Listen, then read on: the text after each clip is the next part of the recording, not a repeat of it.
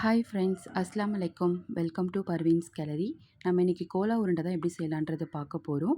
அதுக்கு ஃபஸ்ட்டு ஒரு மிக்ஸி ஜாரில் 1 டீஸ்பூன் சோம்பு, ஒரு சின்ன துண்டு பட்டை, லவங்கம், ஏலக்காய் இது எல்லாமே போட்டு ஃபஸ்ட்டு ஒரு பல்ஸ் மோட்டில் இது அரைச்சி எடுத்துட்டு, நெக்ஸ்ட்டு பச்சை மிளகாய், 2 பல்லு பூண்டு, ஒரு துண்டு இஞ்சி இதையுமே போட்டு நல்லா கோர்ஸாக அரைச்சிக்கலாம். அரைச்சதுக்கப்புறம் தான் எடுத்திருக்கேன். பீஃபில் வந்து பார்த்திங்கன்னா மஞ்சத்தூள், மிளகாத்தூள், கொஞ்சோண்டு கரம் மசாலா தூள், நம்ம அரைச்சி வச்சுருக்க மசாலா போட்டு நல்லா விசில் விட்டு எடுத்துக்கலாம். சால்ட் ஆட் பண்ணிவிட்டு வேக வச்ச கறியை வந்து நல்லா வந்துட்டு மிக்சியில் வந்து பல்ஸ் மோட்டில் நம்ம அரைச்சி எடுத்துக்கலாம். அரைச்சி வச்ச அந்த கறியில் வந்து ஃபைனாக சாப் பண்ண ஒரு வெங்காயம், கொஞ்சம் கொத்தமல்லி, பொட்டுக்கடலை மாவு இது எல்லாமே போட்டு நல்லா வந்துட்டு பிணைஞ்ச மாதிரி நல்லா பிணைஞ்சு எடுத்துக்கோங்க. இந்த ஸ்டேஜ்லேயே காரம், உப்பு எல்லாமே கரெக்டாக இருக்கான்னு செக் பண்ணிக்கோங்க.